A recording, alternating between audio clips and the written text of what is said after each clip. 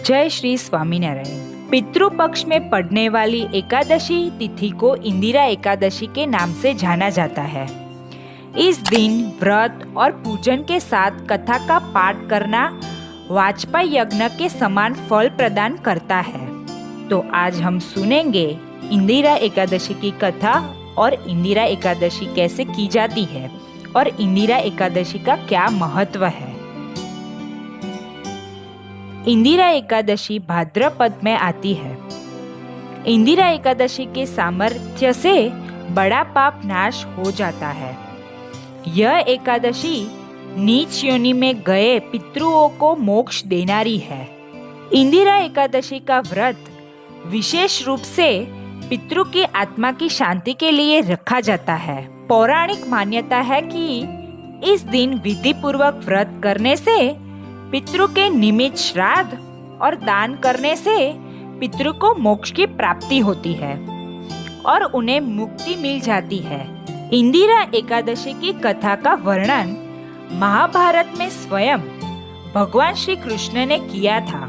आइए जानते हैं इंदिरा एकादशी की व्रत की कथा। सतयुग में इंद्रसेन नाम के एक राजा महेशमती नामक क्षेत्र पर शासन किया करते थे। इंद्रसेन परम विष्णु भक्त धर्मपरायण राजा थे और सुचारू रूप से अपना राजकार कर रहे थे। एक बार देवर्षि नारद का उनकी राजसभा में आगमन हुआ। राजा ने देवर्षि नारद का आदर सत्कार किया और उनसे आने का कारण पूछा। नारद जी ने बताया कि कुछ समय पहले वह यमलोक गए थे और वहां पे उनकी मुलाकात इंद्रसेन के पिता से हुई थी।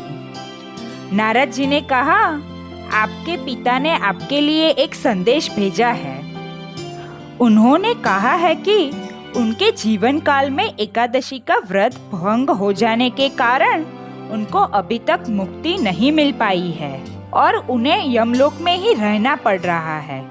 उन्होंने कहा है कि जाकर मेरे पुत्र और संतति से कहिएगा कि यदि वह अश्विन कृष्ण पक्ष की इंदिरा एकादशी का व्रत रखे तो उनके भाग से मुझे मुक्ति मिल जाएगी। नारद मुनि की बात सुनकर राजा इंद्रसेन ने व्रत करने का विधान पूछा और व्रत करने का संकल्प लिया। राजा ने पितृपक्ष की एकादशी तिथि पर विधि पूर्वक व्रत का पालन किया और अपने पितृ के निमित्त मौन रहकर ब्राह्मण भोज को गौतान किया। इस प्रकार इंद्रसेन के व्रत और पूजन के भाग से उनके पिता को यमलोक से मुक्ति मिली और उन्हें वैकुंठ लोक की प्राप्ति हुई। उस दिन से इस व्रत का नाम इंदिरा एकादशी पड़ गया और इंदिरा एकादशी का व्रत करने के पुण्य के कारण राजा इंद्रसेन को भी अपनी मृत्यु के बाद स्वर्ग लोक की प्राप्ति हुई थी। पितृपक्ष में पड़ने वाली इस इंदिरा एकादशी के व्रत से पितरों को मुक्ति मिल जाती है और आपको उनका आशीर्वाद। इंदिरा एकादशी के दिन सुबह जल्दी उठकर स्नान करने के बाद सूर्य देवता को अर्घ्य दे, फिर भगवान विष्णु का ध्यान करके व्रत का संकल्प करें।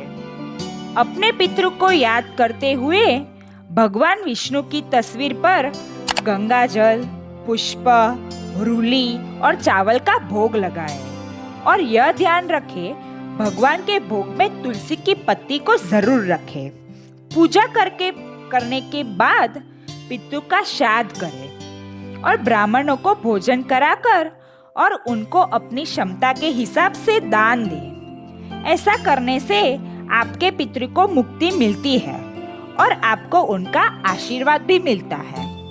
यह थी इंदिरा एकादशी की कथा और इंदिरा एकादशी कैसे की जाती है, उनका महत्व। तो चलिए आज के दिन इतना ही, फिर मिलेंगे। जय श्री स्वामीनारायण।